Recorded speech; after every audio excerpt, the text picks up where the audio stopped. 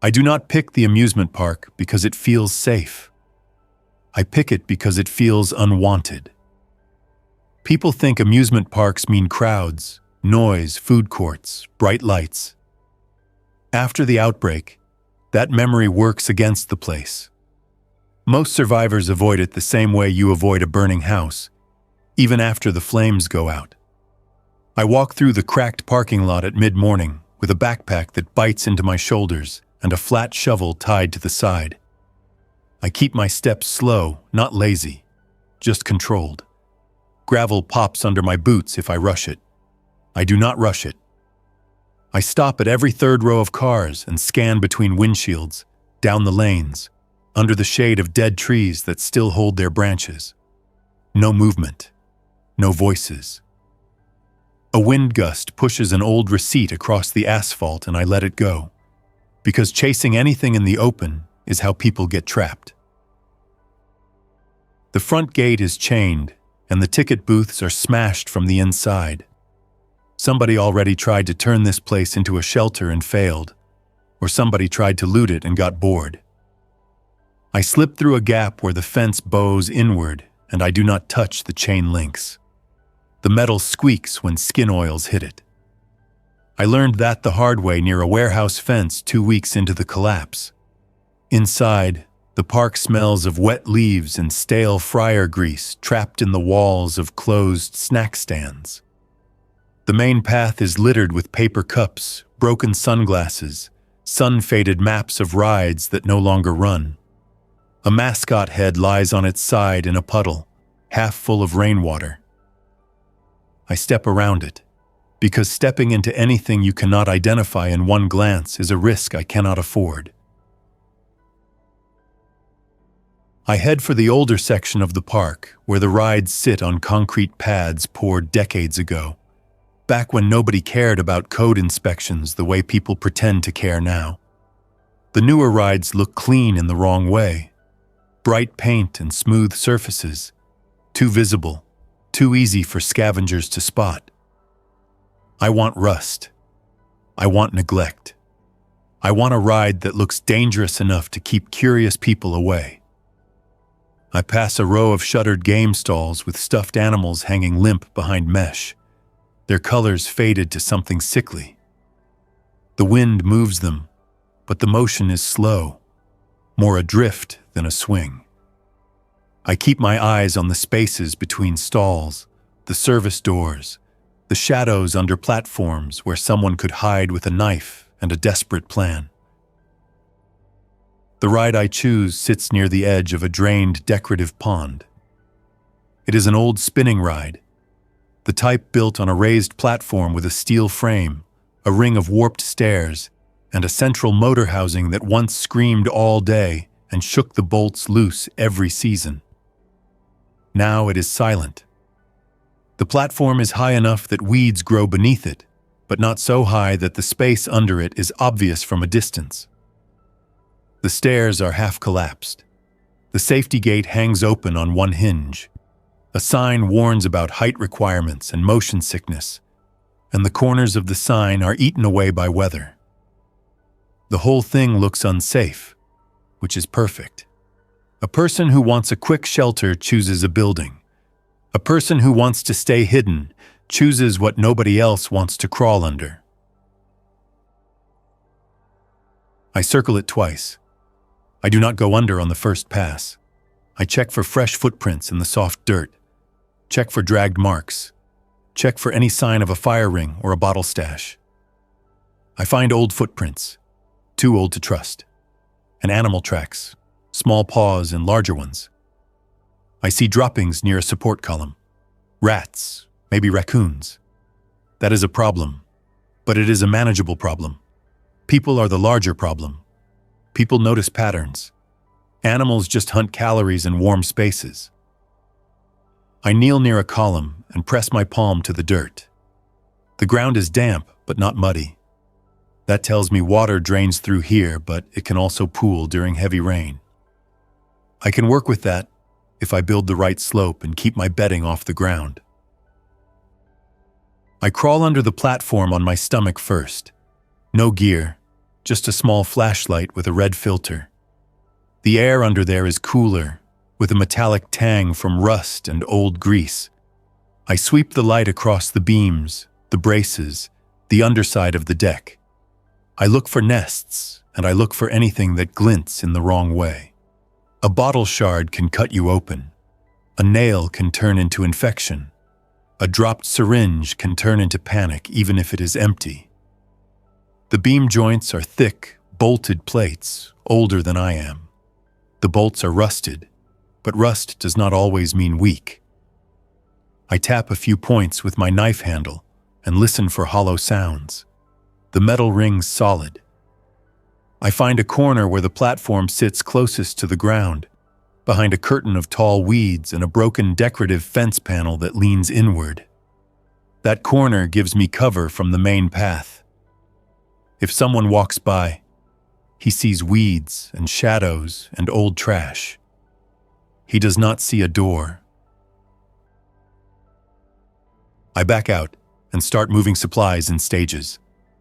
Nothing looks worse than a person hauling everything to one spot. That screams settlement.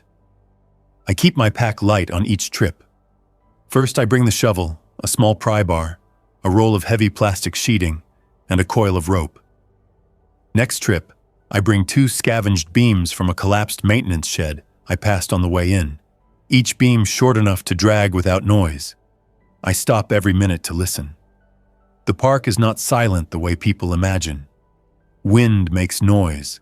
Loose sheet metal makes noise. Tree branches scrape. Somewhere far off, a flagpole rope taps against aluminum. Those sounds can hide me, but they also hide other people. By early afternoon, I have a small pile of materials hidden in the weeds beside the ride. I wait before I start digging. Patience keeps you alive longer than strength.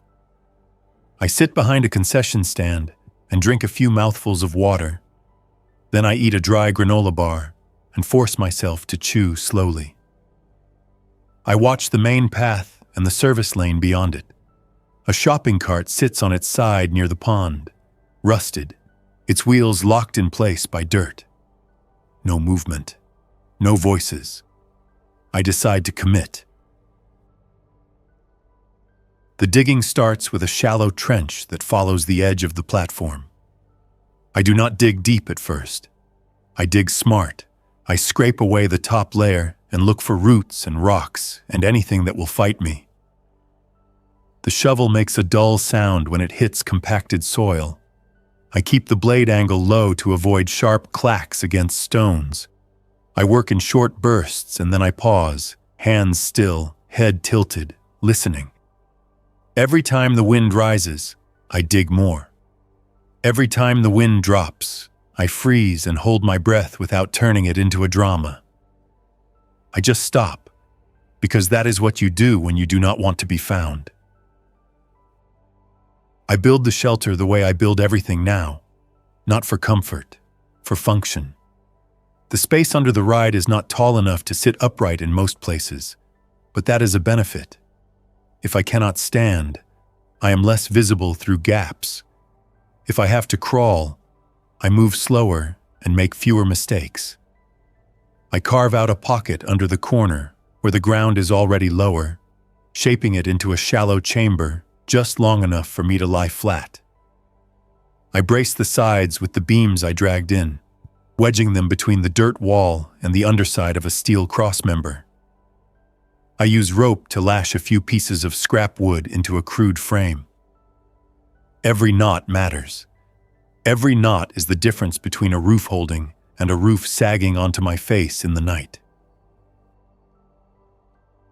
When the chamber is deep enough, I line it with plastic sheeting, not to keep it dry, because nothing stays fully dry under rotting metal, but to slow the damp and keep the dirt from falling into my bedding. I save the cleanest tarp for the ceiling, because drip points are unavoidable. I build a small raised platform out of broken pallet boards I pry loose from behind a closed loading door near a restaurant. I carry each board under my jacket, one at a time so nobody sees a stack moving through the park. The raised platform keeps me off the soil and gives me a place to stash gear beneath, away from rodents that prefer the top layer. The first night under the ride is not restful. Rest is not the point. The point is survival and invisibility. I set my pack near my feet, shoes on, knife in reach, flashlight in hand. I do not close my eyes for long stretches. I listen for footfalls on the platform above me. I listen for the scrape of weeds moving wrong. I hear rats, tiny claws on wood, a soft chewing sound near the edge of my plastic. I do not swing at them. I do not chase. Movement makes noise, and noise attracts attention. I wait for the rat to lose interest. When it does not, I reach into my pack for a small cloth bag of rice I stole from a ransacked grocery store, and I tie the bag inside a plastic container with a tight lid. My food gets sealed.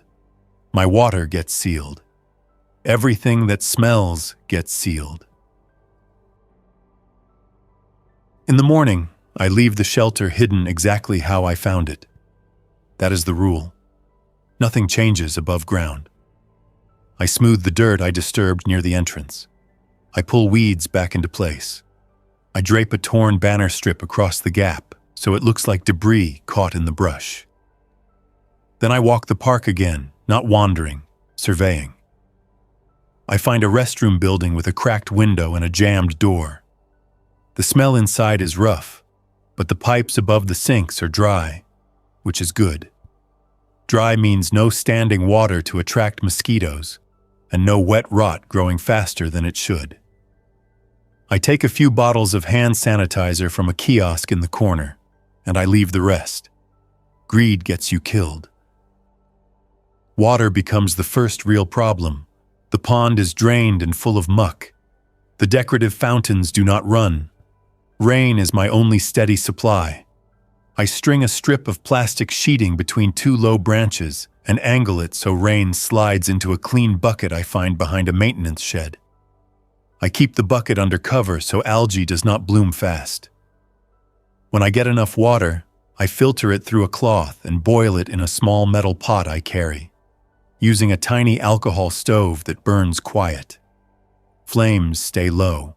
Smoke stays minimal. I only cook when wind covers the smell and only when the park is quiet. If I have to eat cold food, I eat cold food. The ride above my head shifts during the second storm. I hear it before I feel anything.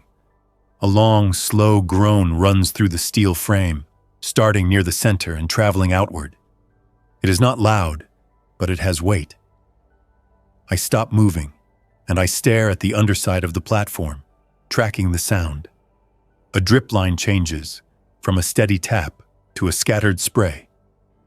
Dirt falls from the edge of my chamber ceiling. That is the ground settling, or the braces flexing, or the soil giving up under the ride's old support pad.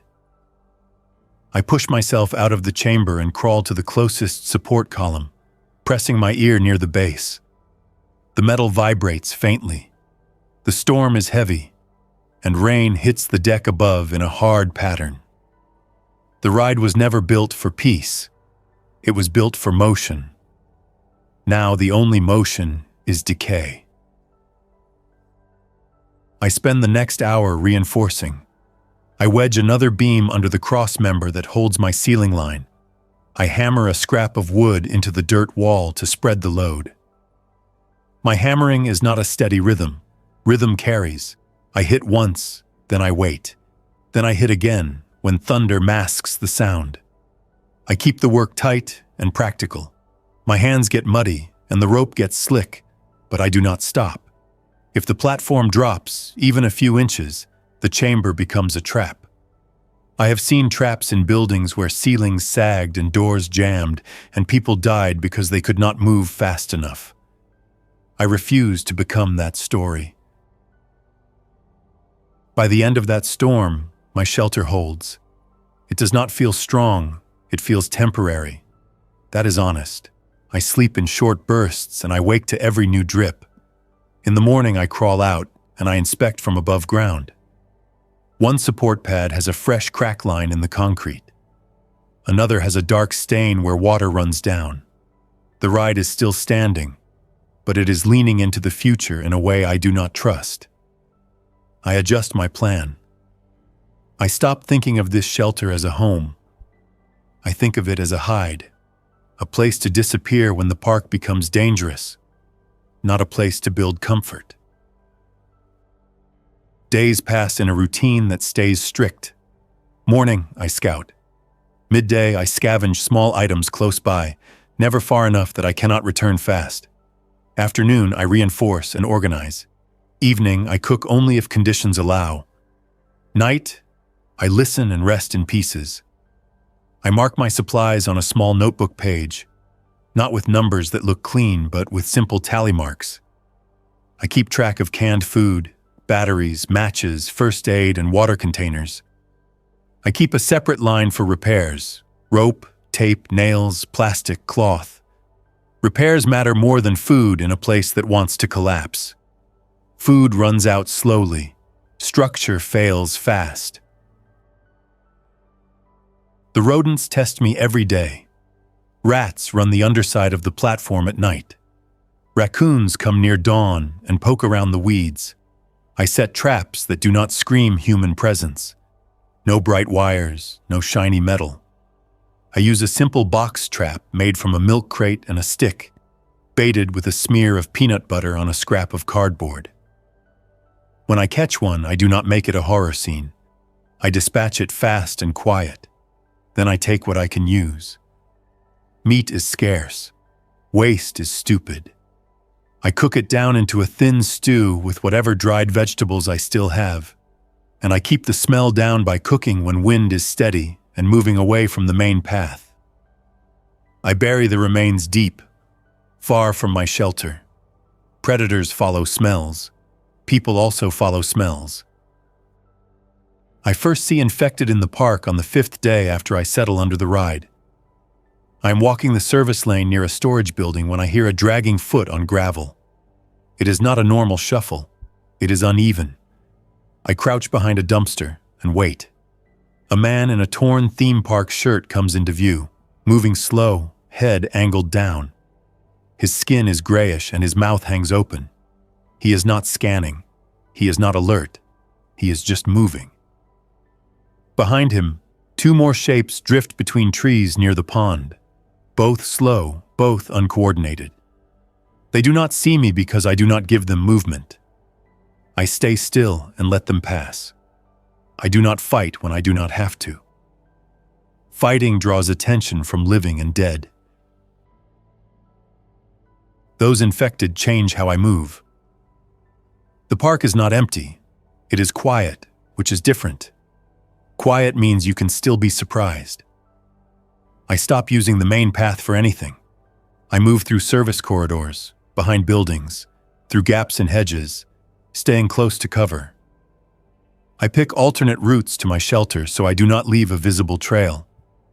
I start using a small piece of chalk to mark hidden points in places people do not look. Under a bench, behind a sign bracket, on the underside of a trash can lid. Just one line or one dot, not a map. Just reminders for me. Water bucket, spare rope, small stash of food hidden in a maintenance closet I can reach fast. The rot becomes more obvious as the week goes on. It is not just smell, it is sound and texture. Wood railings soften and sag. Metal edges crumble under pressure. Paint flakes off in sheets. A roof over a snack stand collapses during a light wind, not even a storm. Just a long gust that pushes the wrong angle. The crash echoes across the park. I freeze behind the ride and watch. Birds lift off in a burst. Far away, I hear a few infected respond, slow groans, feet dragging toward the noise. Rot is a problem, but it is also a tool. Noise pulls danger away from me sometimes, and I take note of that. On the 9th day, scavengers arrive. I see them from my observation spot on the ride platform stairs, which I climb carefully using the strongest remaining supports. I do not go all the way up. I stop where I can see the main entrance path. A man and a woman slip through the fence gap I used. Both carry bags. The man has a baseball bat. The woman has a kitchen knife. Their heads keep turning, fast, nervous. That tells me they are not experienced, or they are desperate, or both. They walk toward the center of the park, glancing into snack stands and game stalls. The man points at the big rides farther in, the ones that look newer. They move that direction. Good. They do not drift toward my rusted corner. I do not greet them. I do not warn them. That sounds cruel, but it is discipline. If I step out, I become real to them. Once I become real, I become either a resource or a threat. People decide fast now. If a person thinks you have shelter, he wants it. If a person thinks you have supplies, she wants them. If a person thinks you might report her, she removes the risk. I keep my distance. I watch them move through the park for an hour. They do not find much. They argue near a closed pizza stand, their voices low but sharp. Then they leave the same way they came in. They never look toward my corner. They never know I exist. I keep it that way. After that, scavengers start coming in waves. Not every day, but often enough that I cannot relax. A park is an obvious loot target once people get bored of grocery stores and pharmacies. When easy supplies disappear, people start looking in strange places.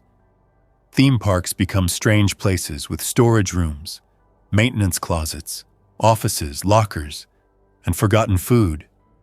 People remember that. People talk. I hear it before I see it, distant voices carried on wind. I start staying under the platform longer during daylight, moving only when I am sure the park is clear. My routine shifts. I scavenge less. I conserve more. I become smaller. The first time a scavenger comes close to my shelter, it happens near sunset. I am under the platform, reorganizing my gear, when footsteps hit the deck above. Not infected. Infected feet drag and stumble. These steps are measured. I slide to the edge of my chamber and press my face near a gap between weeds. I see boots on the stairs, then the lower legs of a man walking around the ride perimeter. He kicks at debris on the platform, testing boards. He mutters something to himself. His voice stays low, but he is calm. Calm can mean competent. Competent can mean dangerous. He leans over the edge of the platform and spits, and the spit lands in the dirt 2 feet from my hidden entrance. I do not move. I do not blink hard. I do nothing that changes the air. The man walks around again. Then he climbs down and crouches near the weeds. He starts pushing brush aside with his hand. His fingers are close enough that I can see dirt under his nails. He is searching for a place to sit or stash something. He pauses at my banner strip, the torn cloth I draped. He tugs it once, then lets it fall. He does not see the gap. The weeds and debris do their job. He stands up and walks away. His boots crunch slowly on gravel until the sound fades. I wait 15 minutes after silence returns. Then I crawl deeper into my chamber, and I do not come out again until full dark. That night I make changes. I add another layer of concealment. I take a broken piece of fence panel, the kind with fake wood grain, and I wedge it at an angle in front of the entrance gap. Then I pile natural debris against it. Leaves, twigs, clumps of dirt, whatever looks normal for this neglected corner. I keep the pile loose enough that I can push through from inside. From outside, it looks like an old drift of trash and brush caught against a broken panel. I also set a simple alarm line. Thin fishing line tied to a bottle cap with a pebble inside, placed so that if someone pushes through the weeds toward the entrance, the bottle cap rattles once, not loud, just enough for me to know before a hand reaches in. The next day proves that the alarm matters. Midday, voices drift through the park. 3 people this time, 2 men and 1 woman, talking about finding a place to sleep. Their voices are casual, which is worse than fear. Casual means they feel ownership. I stay under the ride and keep my knife ready. Footsteps hit the deck above again. 1 man laughs. The metal frame creaks under their weight. The woman complains about the smell. 1 man says nobody comes out here because the ride looks ready to collapse. I stay still and listen, tracking positions by sound. The group spreads out on the platform, boots scuffing, someone tapping metal with a stick. Then 1 man climbs down and starts walking around in the weeds. My bottle cap alarm gives 1 soft rattle. I shift my weight toward the back of my chamber, positioning myself where I can push out through a secondary gap I keep loose behind a support column. The man in the weeds coughs once and curses under his breath. Quiet. He pushes through brush. The bottle cap rattles again. Then it stops. I hear him step back. He says, "Nothing, just rats." His voice is close, maybe 4 feet from my entrance. My grip tightens on the knife. But I do not act. Acting is a decision you cannot undo. The woman says she wants to leave because the ride makes her uneasy. 1 man argues that the platform is high enough to keep infected away. That is not true. Infected climb when noise pulls them. Infected stumble onto stairs. Infected follow movement. But I do not correct him. I do not exist. After another minute, their footsteps move away. Then their voices fade toward the center of the park. I stay hidden until the light shifts to late afternoon. The park starts to feel less abandoned and more contested. Not in a dramatic way, just in small daily intrusions. Fresh footprints appear near the pond. A snack stand door that was shut becomes open. A pile of trash appears where none existed. That tells me people are using the place. People are resting here, even if they are not staying. I start caching supplies farther away from my shelter so that if someone discovers my chamber, my entire life does not vanish in 1 moment. I hide food in sealed containers under the floor of a game stall. I hide water purification tablets inside an old first aid cabinet screwed to a wall in a maintenance hallway. I hide a spare flashlight in a ceiling tile above a staff corridor. Each cache is small.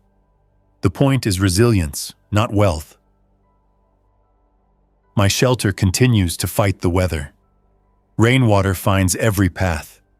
Rust creates channels that guide water into places it should not go. I wake to damp air and a slow drip hitting the edge of my bedding. I adjust the tarp ceiling again, pulling it tighter with rope. Then I dig a narrow drainage trench that leads away from my chamber and out toward the pond basin where water already collects. I pack the trench sides with stones and broken brick to keep it from caving in. I cover part of it with scrap metal so it does not look freshly dug. Fresh digging is the first sign a person looks for when searching for hidden spaces. I smear mud over exposed edges to make it blend. My hands are always dirty now. Dirt becomes a constant layer. It is not comfort, but it is camouflage.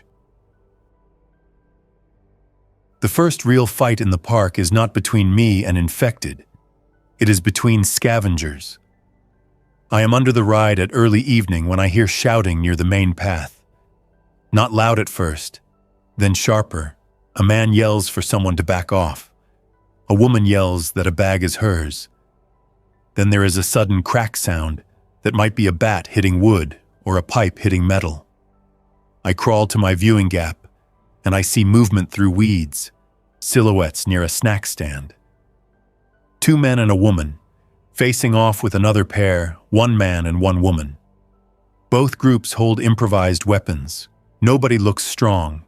Everybody looks hungry. The argument moves fast. 1 man lunges, swings, misses, Another swings back. I do not watch for drama. I watch for where they move, how close they drift toward my corner, whether one group decides to retreat in my direction. The fight ends when infected respond. Groans rise from the center of the park, then dragging feet, then the scrape of bodies moving through brush. The scavengers hear it too. Their voices drop. They step back from each other, fear translating into quick decisions. Both groups scatter in opposite directions. That is the first time I see how the park's layout matters. Noise carries down the main path like a tunnel. Infected drift toward it. Scavengers run along the edges, past service corridors, toward maintenance lanes. My corner becomes a potential escape route. I pull back from the viewing gap and press myself flat, making my body smaller, hands near my knife, ready for someone to crash through the weeds without thinking. The bottle cap alarm stays quiet. Nobody comes. The infected pass through the middle of the park, and the noise fades. That night, I decide I need an exit that is not the entrance. One way in and one way out is how you die in a fire, or a flood, or a raid. I spend the next morning digging a secondary crawl gap that leads out behind a different support column, closer to the decorative fence line. I keep the opening narrow and covered with a piece of plastic weighted with dirt. From outside, it looks like a black scrap trapped under weeds. From inside, it is a way out if someone blocks my main entrance. I test it twice, crawling through slowly, making sure I do not snag my pack. I adjust the angle until it works. It is not comfortable. It is survival. A week into living under the ride, my body adapts to the constant effort. Not in a heroic way, in a practical way. I move smoother. I waste less motion. I carry weight in balanced loads. I avoid sudden movements that create noise. I stop thinking in big plans and start thinking in immediate tasks. Water, food, structure, concealment, observation. Emotion still exists, but it sits in the background, handled in small controlled doses. If I let it take the wheel, I do something stupid. Stupid gets you killed. So I focus on tasks. When I feel anger at the world, I reinforce a beam. When I feel grief, I boil water and organize supplies. When I feel the urge to speak to someone, I write one sentence in my notebook, and then I put it away. The park keeps rotting. The ride above me becomes a clock that counts down and creaks and groans. Every day, the metal shifts a little more. Sometimes I find fresh rust flakes on the dirt under the platform, fallen from above.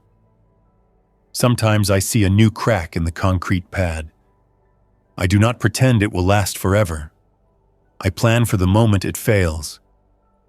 I start scouting alternative shelters in the park, under a stage platform, inside a service tunnel, behind a false wall in a storage building. None are perfect. Each has trade-offs. Under the stage is more visible.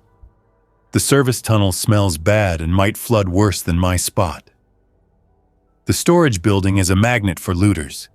I keep the ride shelter because it is still the best compromise. For now. Around day 15, I see a larger group enter the park.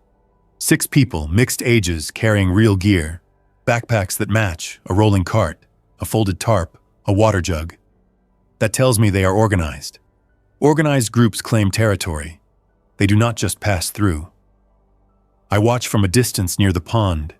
Hidden behind a broken sign frame, the group splits into pairs. 2 head to the restaurants. 2 head to the office buildings. 2 head to the maintenance sheds. They move with purpose. One man points, and the others follow without arguing. That is leadership. Leadership can be calm, but it can also be ruthless. I decide not to stay under the ride during their first day. If they do a full sweep, they might notice subtle changes. I leave the park entirely for the afternoon, slipping out through the fence and hiding in the tree line beyond the parking lot, watching the entrances from outside. From the tree line, I see them build a small camp near the center of the park, under a pavilion roof. They do not light a big fire. They use a small stove. They keep their voices low. 2 people stand watch in rotating shifts. That tells me they have survived longer than most. I do not approach. I do not announce myself. That would be a gamble with no clear reward. Night falls, and their camp remains. I stay outside the fence, lying flat in damp grass behind a berm, keeping my pack under my chest and my eyes on their silhouettes. When the lights in their camp go out, I wait another hour. Then I move back inside the park using the opposite side fence line, where weeds hide the gap. I return to my ride shelter without crossing their area. I crawl into my chamber, and I stay silent. The next morning, I hear them again. Footsteps, voices, the scrape of a cartwheel on concrete. They start looting deeper into the park. A man complains about not finding the electrical room for the newer rides. Another man tells him it does not matter. They are not here to fix anything. They are here for supplies and a place to rest before moving on. That line matters, before moving on. That means they might leave. I can wait them out. Patience again. I spend the day under the ride, doing quiet work, tightening knots, repacking my bag, checking my flashlight batteries, cleaning my knife blade with a cloth. I drink water in small sips. I eat without crinkling wrappers. I keep the bottle cap alarm armed. Late afternoon, one of the group wanders closer than the rest. I see her shoes through weeds first, then her lower legs. She moves careful, stepping around puddles, scanning the ground. She is not panicked. She is searching. She stops near the broken fence panel I use for concealment. She crouches and examines the debris pile. Her hands move slow, pushing leaves aside, checking beneath. My knife is in my hand, but my body stays still. If she finds the entrance, I have to decide fast. Confront her, flee through the secondary exit, or let her in and risk everything.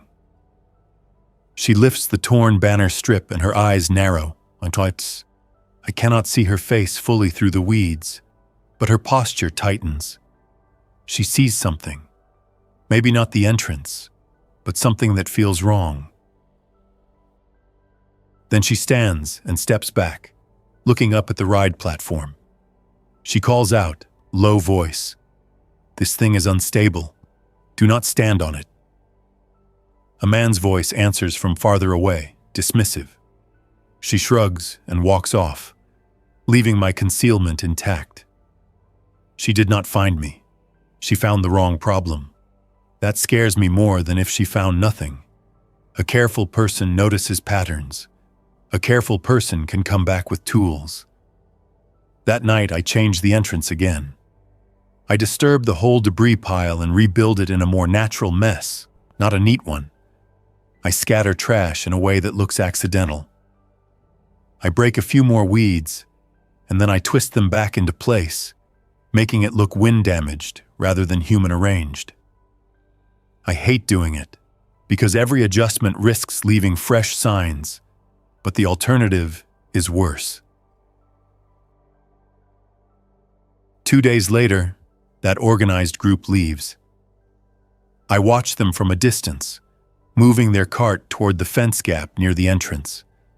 They do not appear to take anything significant from the park. That means the park is not a treasure chest. Good. If the park had valuable supplies, it would become a magnet. Instead, it becomes a rest stop. Rest stops are still dangerous, but less dangerous than a settlement. When they disappear through the fence, I let myself breathe out slow and long. Then I get to work. Their presence forced me into stillness. Stillness burns supplies in a different way. It burns patience, It burns time. Time matters because rot does not pause. I spend the next day scavenging hard, moving quickly through areas they might have missed, behind locked cabinets, under counters, inside ceiling spaces, beneath broken vending machines. I find batteries. I find canned fruit. I find a roll of duct tape that feels better than gold. I bring it back in small loads, and I stash it in my hidden caches, not all in one place. The park takes another hit from weather. A heavy rain turns the pond basin into a shallow lake. Water creeps across the dirt under my ride, turning my drainage trench into a muddy stream. My shelter stays mostly dry, but the air becomes wet and heavy. The rats get bolder because dry spaces shrink. I hear them scratching at the edge of my plastic wall, trying to push in. I grab my flashlight and sweep the beam low. 2 rat eyes reflect back for a moment before the animal darts away. I do not chase it. Instead, I tighten my seals and I move my food containers to a higher spot under my raised platform. Then, I dig another narrow channel that leads water away faster. I work in the rain, face down, mud on my elbows, because waiting for perfect conditions is a luxury. If I let water win, the shelter becomes mold and sickness and collapse.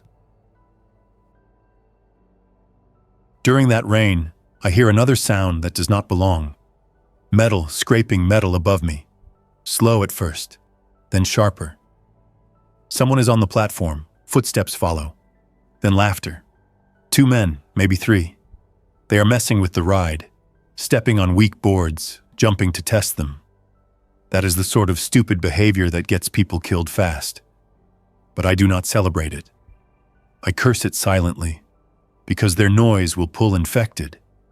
Their noise will also stress the ride frame. If the ride collapses while I am under it, my plan ends.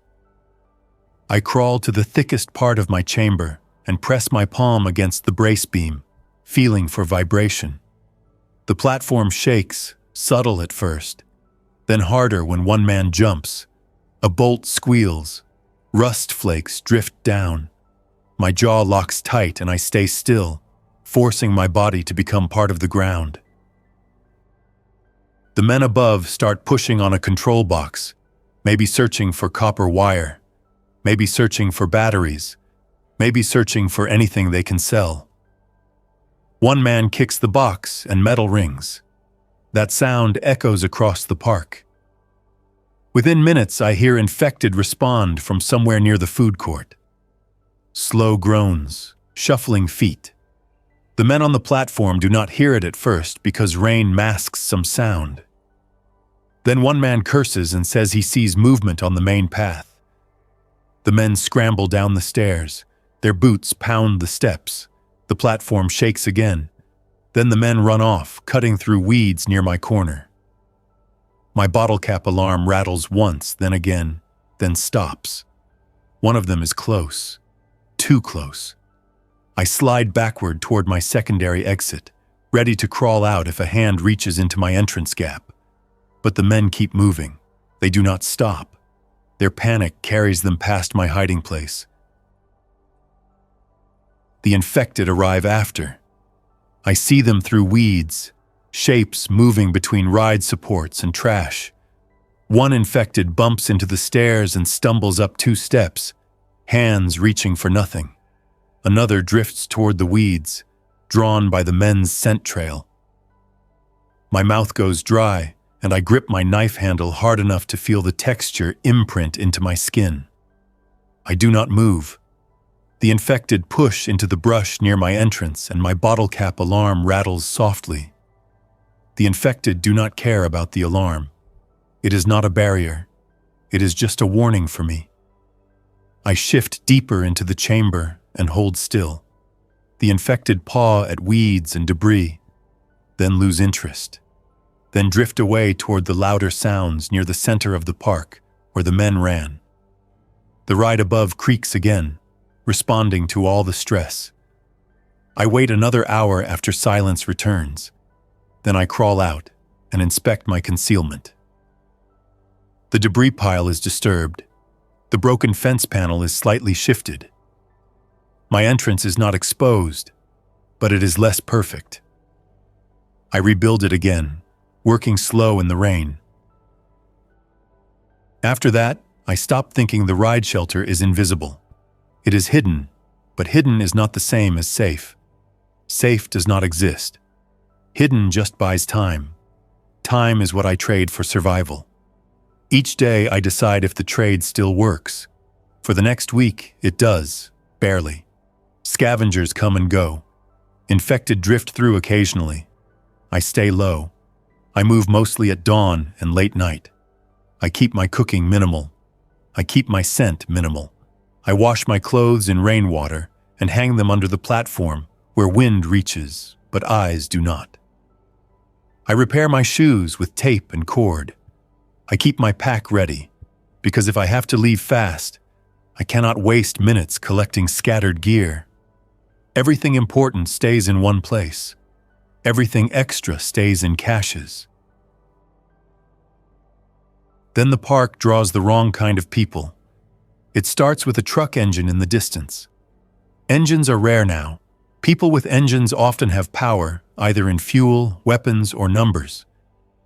I hear the engine beyond the fence line, and I freeze under the platform, listening for direction.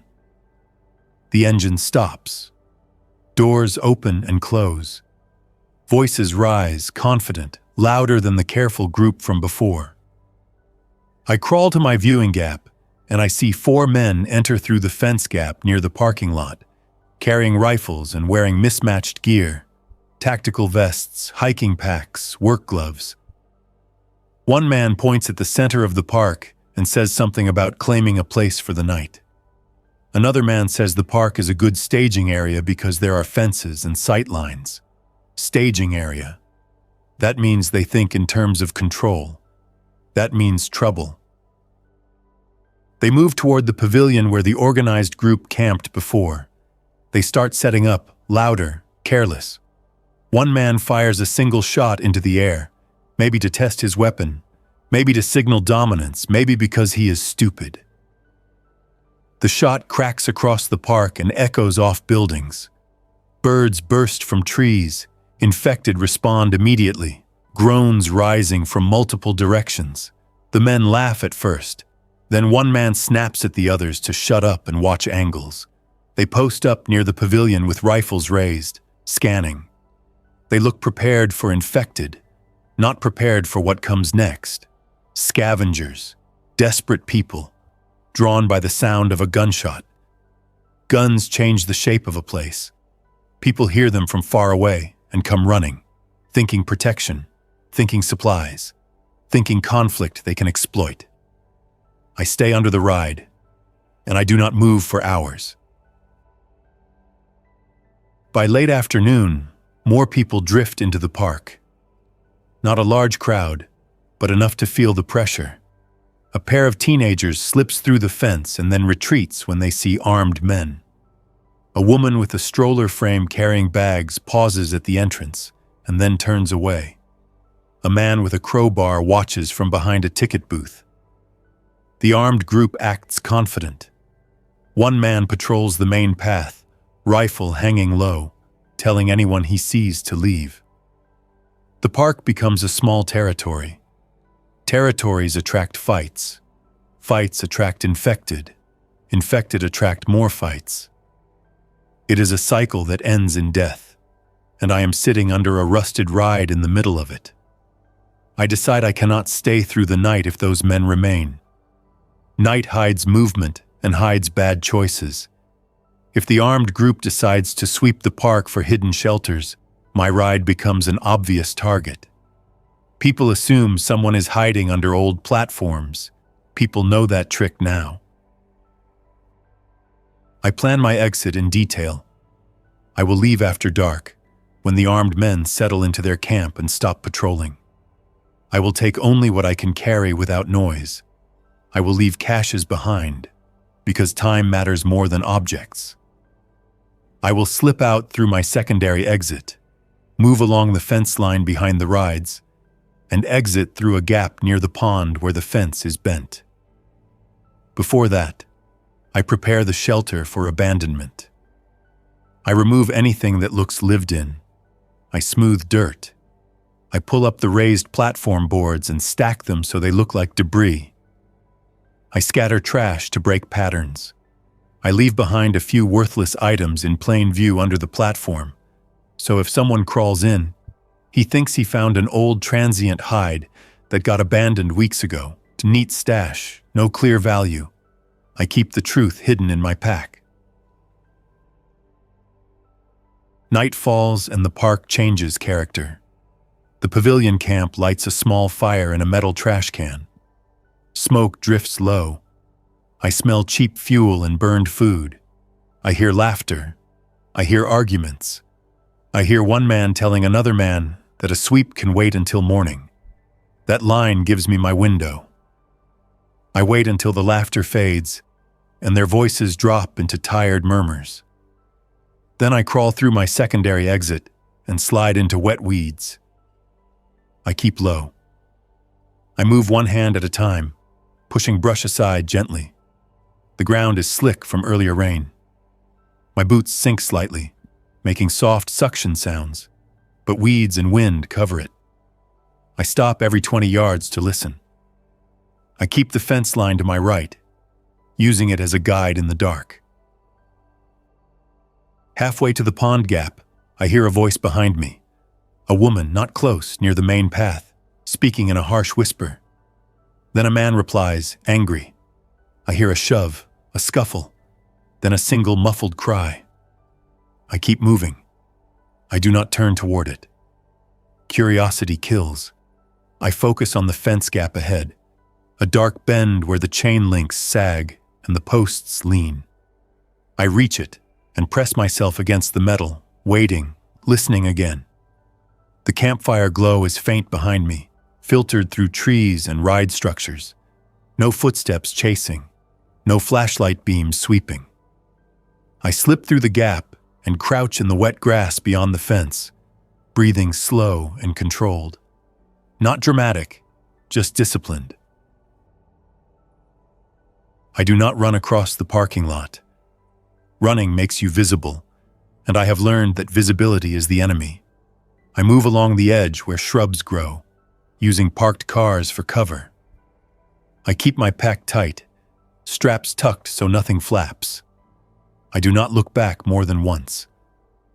When I do, I see the amusement park as a dark shape against the sky, ride silhouettes and broken signs, the faint orange of a fire in the distance. It looks the same from outside as it did when I arrived, abandoned, unwanted, empty. That lie is what kept me alive there. That lie is also what draws people in. People trust places that look empty because it makes them feel smarter than the world. The world does not care how smart you feel.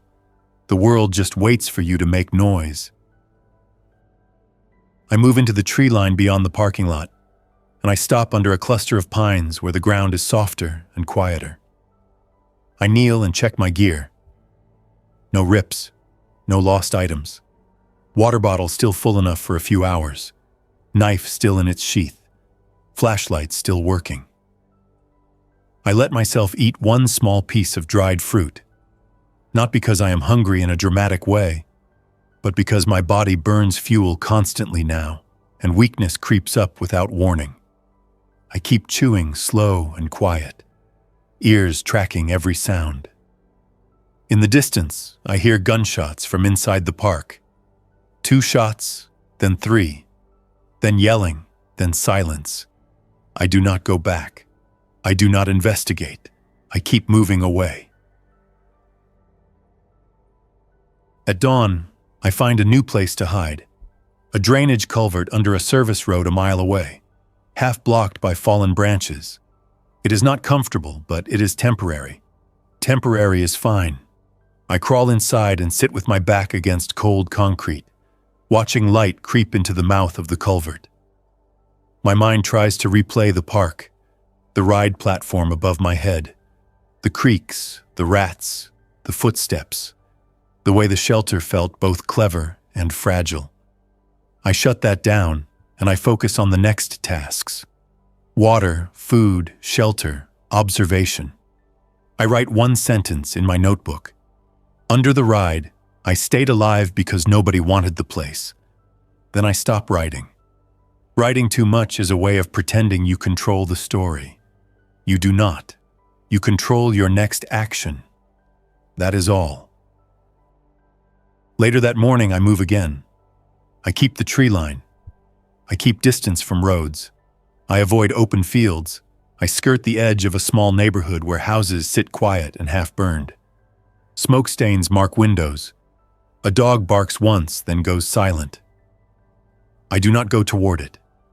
Stray dogs can be friendly, but they can also draw infected, and they can also belong to people who will defend them. I pass a backyard where someone built a crude fence of pallets and rebar. The fence is broken now. The yard is empty. That tells me a story without words. I keep walking. By early afternoon, I settle into a pattern again. Move, stop, listen, move.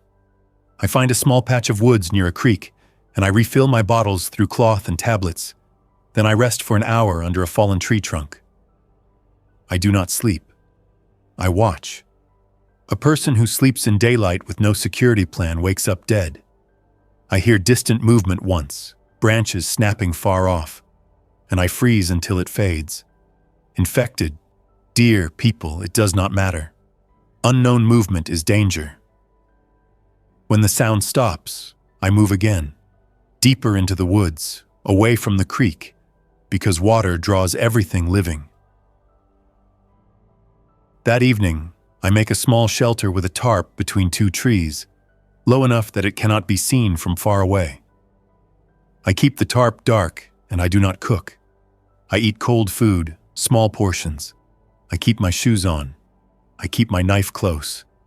I keep my pack ready.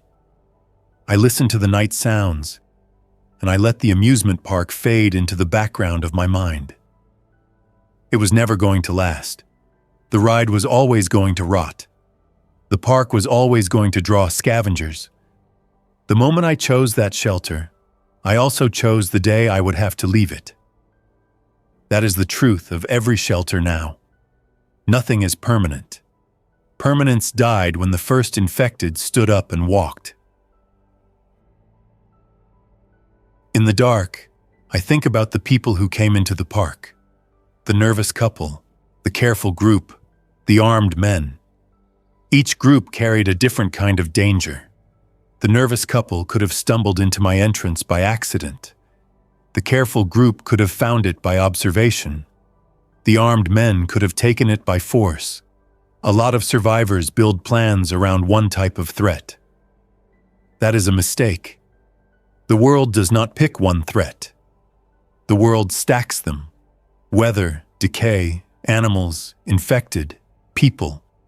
If you build a shelter that only solves one of those, the others will break you. Under the rusted ride, I solved visibility for a while. I never solved stability. I never solved human curiosity. I never solved the fact that rot never sleeps. I wake before dawn, and I move again, because staying still too long makes you a target even in the woods. I do not know where I am going in a big sense. Big sense is gone. I know the direction that keeps me away from the park and away from the sound of guns. I know the kind of places that buy time. Neglected corners, forgotten spaces, structures nobody wants to crawl into. I keep my eyes open for another hide that fits the rules. Hard to see, hard to reach, hard to justify searching. I keep walking.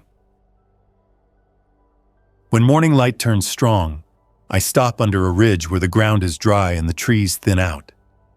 I take out my notebook and I write one more line, because it matters enough to remember. If a shelter feels clever, assume someone else will think of it too. Then I close the notebook and put it away. I stand, adjust my pack, and step forward into the day with the same quiet discipline that kept me alive under a ride that was falling apart above my head. Whatever happens next, it will be handled the same way. One controlled decision at a time, no drama, no fantasies, just work.